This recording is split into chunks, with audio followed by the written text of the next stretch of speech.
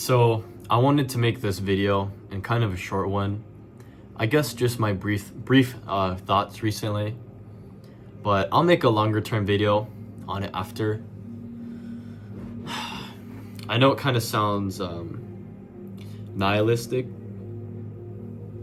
but I've been thinking about this a lot. As like, does anything matter? Oh my god, it sounds so bad. Does anything matter? Is it all even real? Or what's the point? The purpose? And what is it that I truly want? And if that even matters? Why do I question these things? Why do I feel drawn to these things? And why do I want this? I need this, or I feel this? Why do I feel a certain way about something, or a feeling, an atmosphere, or a reaction, a vision? I ask myself, what do I truly want? What do I like? What do I value in my life?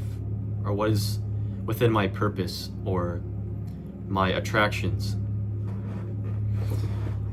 Well, I love artistic things. I generally have a pretty creative mind where I love, as I was kind of saying earlier in another video, art, cinematography, videography. I love nature, overall beauty.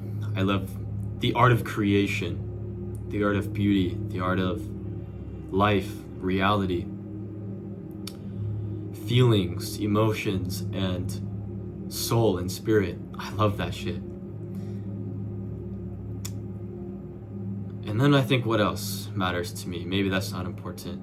Well, things like I love cars, bikes, music, houses, or futuristic, old traditional stuff, or the feeling of, maybe if it sounds toxic, but the feeling of being noticed, or the attention, or money, right? Fame, following, influence. Is it possible? Is it even worth it? Or if it matters? Or if meeting someone, whether if it's for a relationship, a partner, if she's the one, if she's not, if she was the one,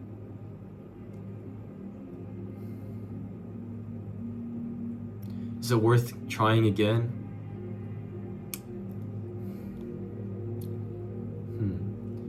Do I want family? Do I want a big family? Do I just want a partner and have no family? Try and find a soulmate? Be alone? Do I want to live a Bruce Wayne lifestyle? An outgoing lifestyle? Introvert, extrovert? Do I want to make history?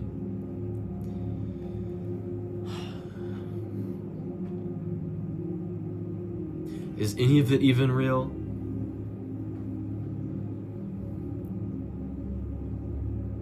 Do people even feel? Do they feel the way I feel? Are there people who are still alive in sense of their soul? A connection, a bond? You think, how can people be so heartless sometimes? Maybe they do it without thinking. Sometimes they know. Maybe it's from when they were hurt from their childhood.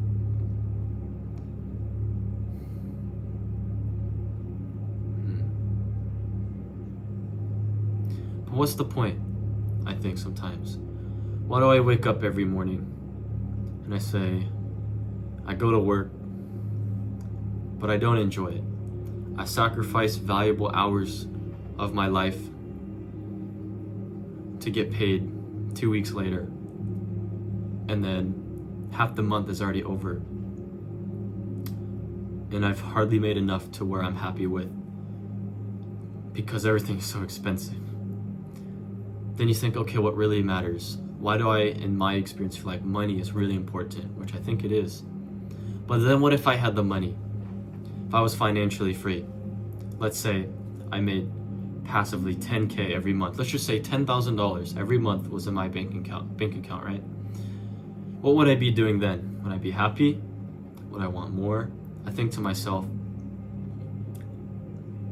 I'm pretty simple in some ways of living, but I'm also a very deep spiritual person with high standards. However, if I had that amount every month for the rest of my life, where would I be? What would I be doing? Well, I would quit my job so I'd have so much time. And then it's like, well, now what? I have the time and the money. What can I do? Would I go out more often? Probably. I would most likely travel the world. I'd probably be in a new country every month or something, be traveling. I'd probably go seek purpose and make an impact. I would invest into a business or my own life, my own health and fitness. I would be very giving for others, and even though I may not make the most money, I'm still pretty charitable in some ways. And with that, I think I would give a lot of donations. I would try and put a smile into people's faces, and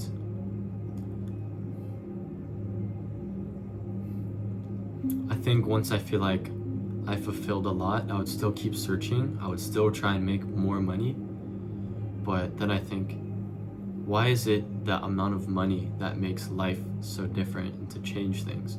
Why not do it now? I understand some things do cost a lot of money to go do things, but you realize a lot of the trade-off comes in with your time.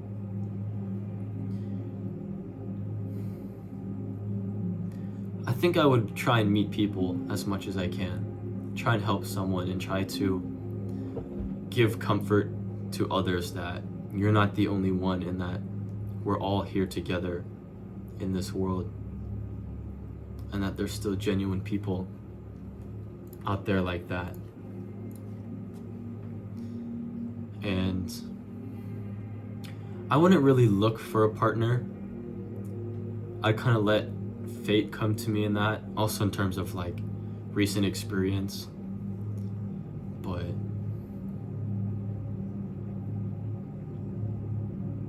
it could all be so simple.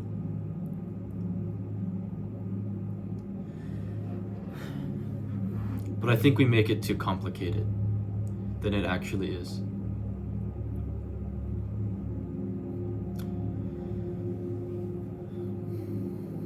But then again, it is quite difficult because of how a lot of people are in today's world.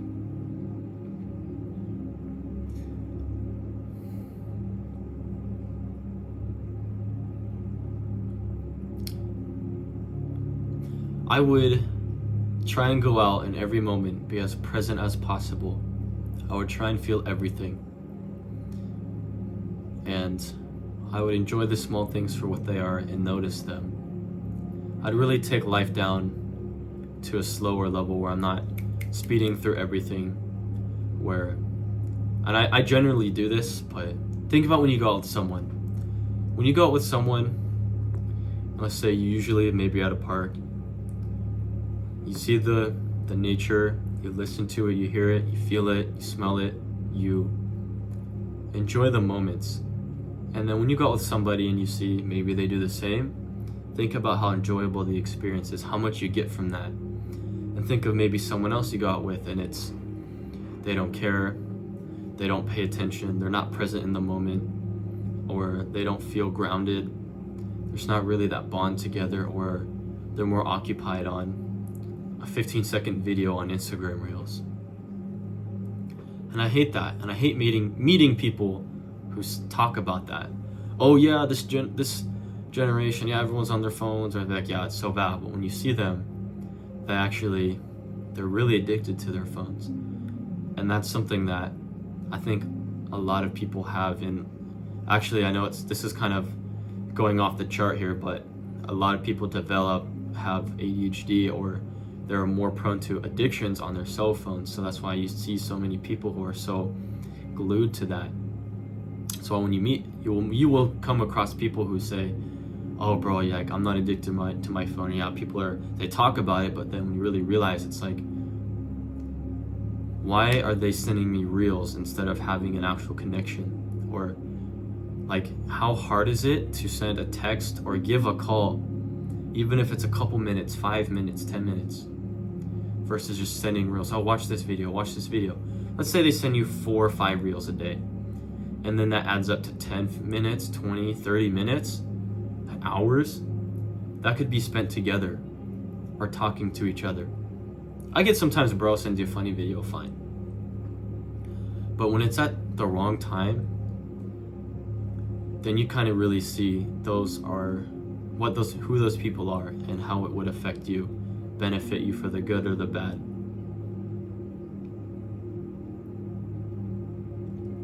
You need authenticity. You need authentic people. When you go out in a group and you're with people, and I've had this happen before. Maybe I was with my brother and he had a bunch of 4 or 5 friends hang out. Maybe there's one that's okay, but generally you're in public and you see how they are and how they act. And you kind of get a feeling of maybe you're uncomfortable, or it kills the vibe, or you just don't want to be there. Those are the people you avoid. Maybe if they're not bad people, but they're just this damn fly, bro. I'm gonna kill him. It's pissing me off. But nah, I won't kill him. I'll let him be. Go away. So, and I hate that feeling, because you're like, what am I doing here? Like, we could be having a conversation together, talking about something great, but it's, oh, bro, look at that girl, I'm checking her out. Or some drama or bullshit. Or, oh, you going to so-and-so's party this weekend? Or they eat real quick and they're like, okay, let's go. It's like, well, bro, we just got here. And that's what I loved about when I went to Europe, especially Eastern Europe. You go somewhere, you sit, you talk for hours, man. You have a coffee, even if it's just a coffee. You're there, you're all with your boys, everyone's talking, you're relaxing. Everyone's dressed nice, you're out at an outside cafe at nighttime. You know, on the right, there's a table of girls. They're dressed really modest and they're really, beautiful and feminine. And they're all like, oh my God. It's like you get, bro, the atmosphere there is so good, man. And you're sitting with your boys and you're drinking your coffee, you're having your dessert, and you're just talking until the night's over. The unk is smoking and he's passing around. He's like, oh, he gives you a cigarette and you have a European cigarette. And it's, oh my God, it's so nice. You're just smoking and chilling. It's different. And even the smoking's there's different. Here's just a bunch of fat nerds with bleached hair and broccoli pants, dude, that are just vaping. Oh yeah, we're so cool vaping together. It's like, no, you guys are dweebs, bro. I'm talking like some real shit, man. Some G-level shit. Where you meet dudes with high-ass testosterone, bro, just talking about life, man. And real shit. God, bro, I miss that. I need to go back. I miss my real ones, dude. You don't get that here. It's just parking lots and McDonald's.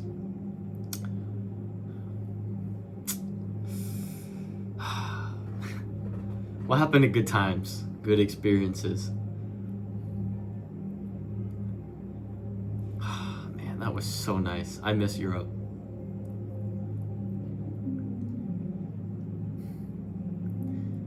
Man, everywhere we went, even when we were done with the cafes, we'd go around the whole village or the town at night.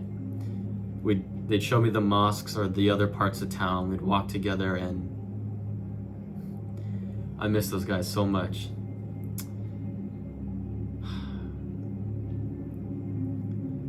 That felt like real brotherhood for me. And I think what really destroys a lot of negative things and kind of that loneliness is true brotherhood. And it's a powerful thing.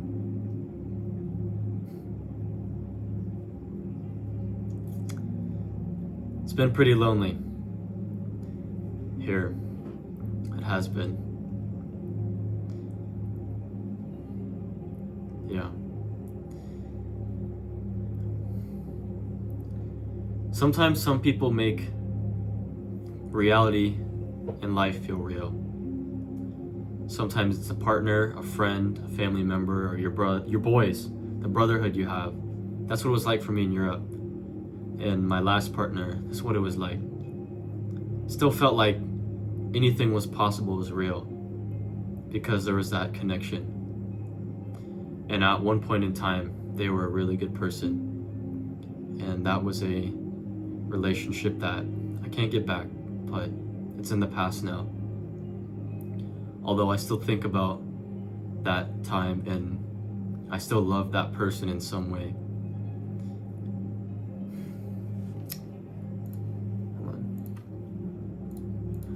That I know that feeling I won't really be able to have again for the next one. It will be different but not the same.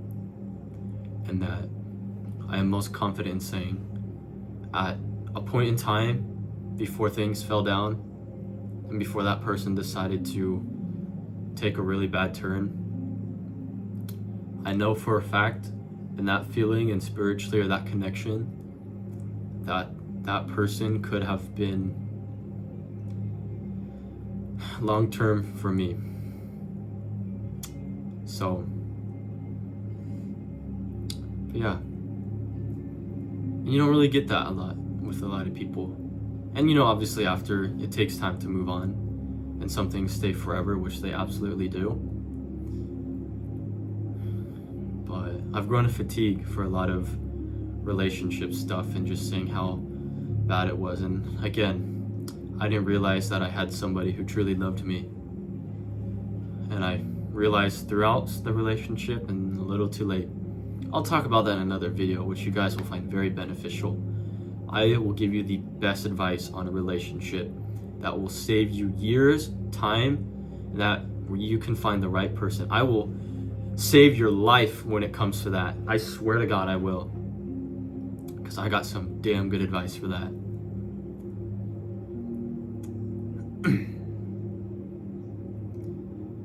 You take people with you sometimes, even when they're not there.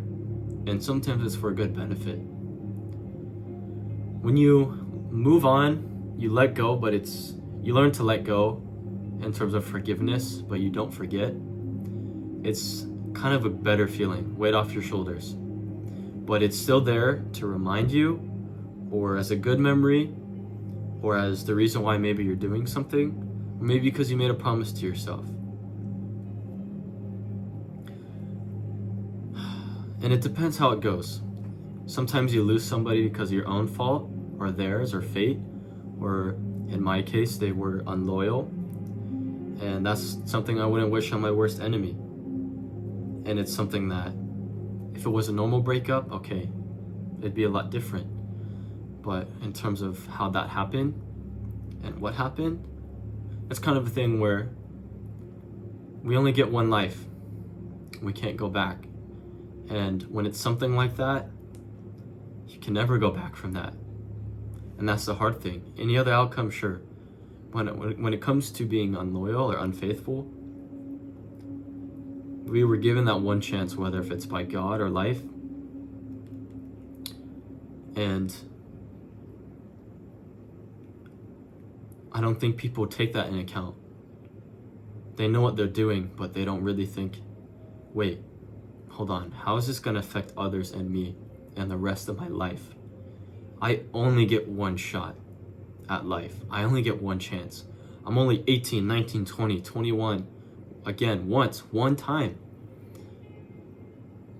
So it's unfortunate when it happens that way, but you realize if that happened to you, they've made a decision in their life that they can never change.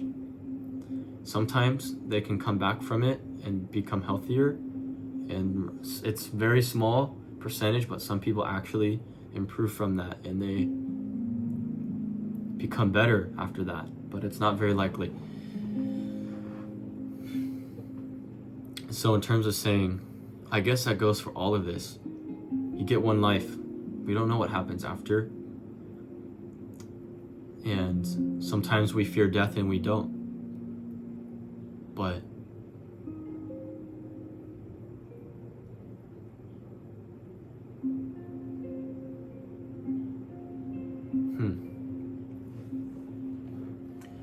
yeah.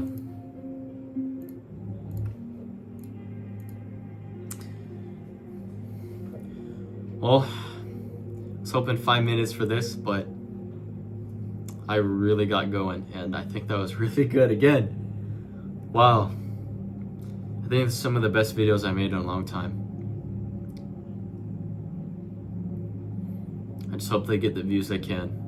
So I'll pin them. I'll promote them. If I have to print out business cards and just go out giving stuff and people in public, I will. But I gotta reach the right audience, of course. But I will find my boys and they'll find me. We'll reunite again and we won't let it fall. As long as I'm here, bruh. As long as I'm here, this won't stop. And that we're in this together. And let's make this happen, because I lost 2 years in success, and I realized the damage that is done. I lost 2 years in success in my business, YouTube, content creation, my fitness goals, my overall life, my love life, all of it. So,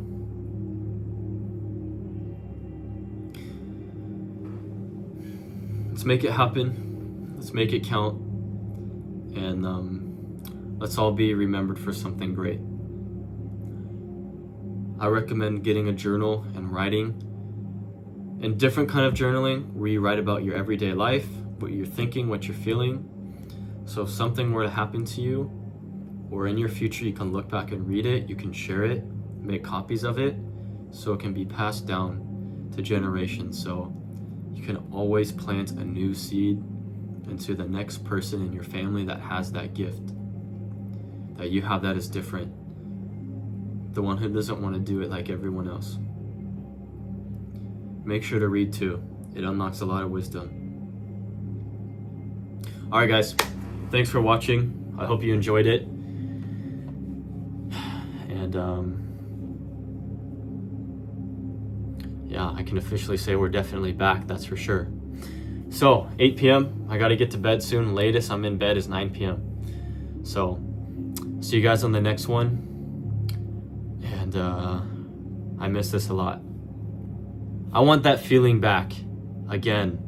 I want that life again, what I felt during 2022, 23, and a little bit of 2024. Things were real, things were crazy.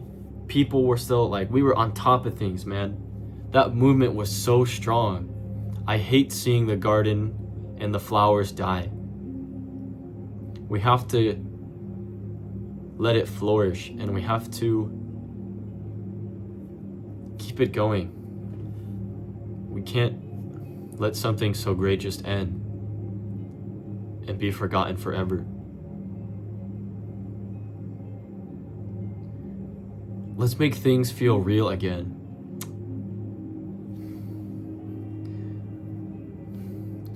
Because that's when I remember happiness.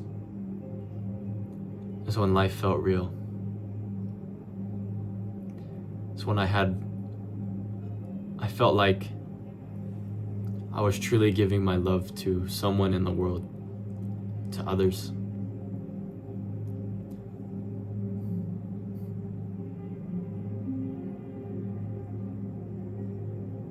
All right, boys. I gotta get ready for work tomorrow, so we'll see. We'll see where we are the next few months, few years. Maybe I might end up be traveling the world trying to find something I'm searching for. So See you guys on the next one. Make this blow up. Do your thing, internet.